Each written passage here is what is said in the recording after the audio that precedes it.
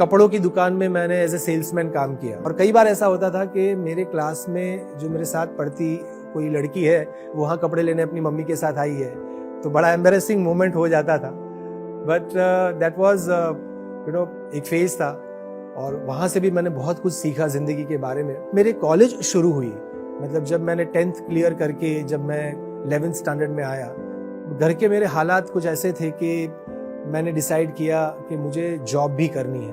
तो सुबह 7 से 10, साढ़े 10, 11 बजे तक मेरी कॉलेज होती थी और उसके बाद मैं जॉब करता था। और हमारे जो मालिक थे उनका ऐसा था कि मैं शायद बात करने में अच्छा था, तो उनका ये रूल था कि जितने भी सेल्समैन है, कोई भी कस्टमर आएगा तो सबसे पहले श्याम कपड़े दिखाएगा, मतलब सबसे पहले अटेंड श्याम करेगा, बाद में फिर दूसरा सेल्समैन करेगा। जर्नी चल रही थी, एक दौर चल रहा था, लेकिन कहीं एक बैक ऑफ द माइंड ये था कि मुझे जीवन में मौका मिलेगा तो मुझे अपने मन की चीज, मेरा जो पैशन है वो करना है, उसको अपना प्रोफेशन बनाना है। लेकिन मुझे दूर दूर तक कहीं आसार नजर नहीं आ रहे थे। ऐसे माहौल में पला बड़ा था कि वहां मैं किसी को ये बोल दूं कि मुझे एक्टिंग करनी है, मुझे एक्टर बनना है, तो शायद मुझ पर हंसेंगे और कहेंगे कि बेटा चुपचाप अपनी पढ़ाई कर, शादी कर, जॉब ले और सेटल हो जा, एक्टिंग का क्या ये भूत सवार है। तो मैं किसी को ये अपने मन की बात कहने की मतलब हिम्मत भी नहीं थी। ग्लैमर वर्ल्ड जो है वो मतलब हमें पता है, लेकिन उसके पीछे की जो मेहनत है वो एक अलग लेवल की होती है।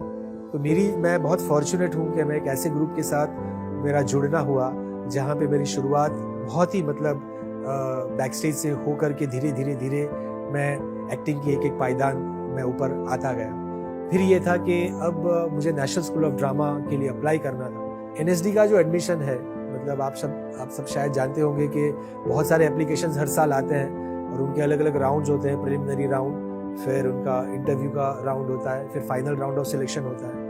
तो इस तरह से मतलब उसमें ऑलमोस्ट 15, 20, 25 हज़ार एप्लीकेशन आते हैं, उसमें से पहले ही फिल्ट्रेशन होता है।